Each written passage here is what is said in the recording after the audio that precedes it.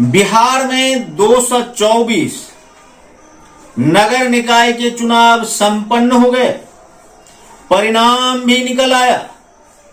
शपथ ग्रहण भी जनप्रतिनिधियों ने ले ली, लेकिन जीते हुए जनप्रतिनिधियों की धड़कनें अब भी तेज है। धड़कन तेज होने का कारण सुप्रीम कोर्ट है। सुप्रीम कोर्ट में दायर याचिका का फैसला एक सप्ताह बाद होने वाला है। जनप्रतिनिधियों की धड़कनें इसलिए तेज है क्योंकि जो मामला बिहार का है वही मामला महाराष्ट्र का था। सुप्रीम कोर्ट ने महाराष्ट्र में चुनाव परिणाम आने के बाद, शपथ ग्रहण के बाद चुनाव को रद्द कर दिया था। बिहार सरकार एवं निर्वाचन आयोग को लेकर सुप्रीम कोर्ट में याचिका दायर है। चुनाव अवैध घोषित करने को लेकर 20 जनवरी 2023 को सुप्रीम कोर्ट में सुनवाई होनी थी। बिहार सरकार ने एक चालाकी की और 2 हफ्ते का समय मांग लिया। सुप्रीम कोर्ट ने भी बिहार सरकार को 2 हफ्ते का समय दे दिया। अब 1 हफ्ता बीत चुका है और दूसरा हफ्ता प्रारंभ हो चुका है, अर्थात अगले सप्ताह सुप्रीम कोर्ट में सुनवाई होनी है और यह सुनवाई पश्चात जो आदेश पारित होंगे वह जनप्रतिनिधियों के मंसूबे पर पानी फेरने के लिए काफी है।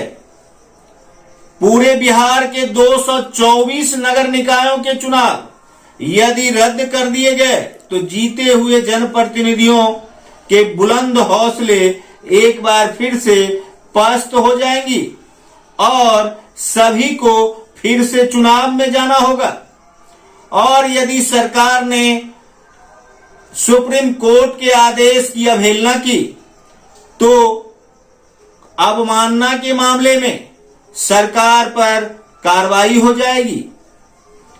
नगर निकाय के चुनाव को लेकर जहां अब भी सस्पेंस बना हुआ है, वहीं हारे हुए जनप्रतिनिधि अपने समर्थकों से राय शुमारी करते दिख रहे हैं।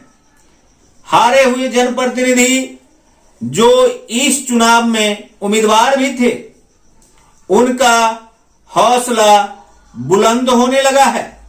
जीते हुए जनप्रतिनिधि भी जनता की नब्ज टटोल रहे हैं। यह पूरे बिहार में चल रहा है। आखिर इसका कारण है कि सुप्रीम कोर्ट में चुनाव को अवैध ठहराने वाली चुनाव याचिका पर सुनवाई होनी है।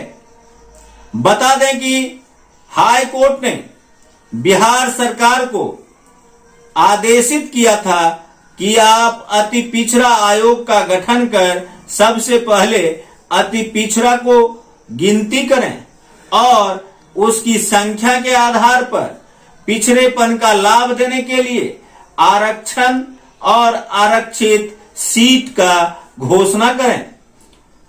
अक्टूबर महीने में चुनाव को टाला गया था, लेकिन सरकार ने चुनाव को टालने के बाद एक बार फिर से चुनाव की घोषणा कर दी और 18 दिसंबर को चुनाव संपन्न भी हो गए।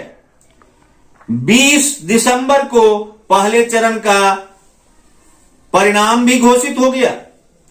दूसरे चरण का 28 दिसंबर को चुनाव हुआ और 30 दिसंबर 2022 को चुनाव परिणाम सामने आ गए।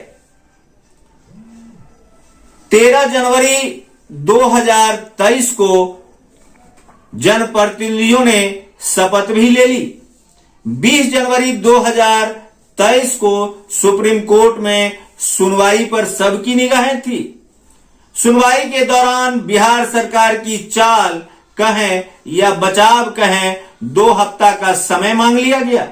सुप्रीम कोर्ट के जस्टिस ने 2 सप्ताह का समय भी दे दिया।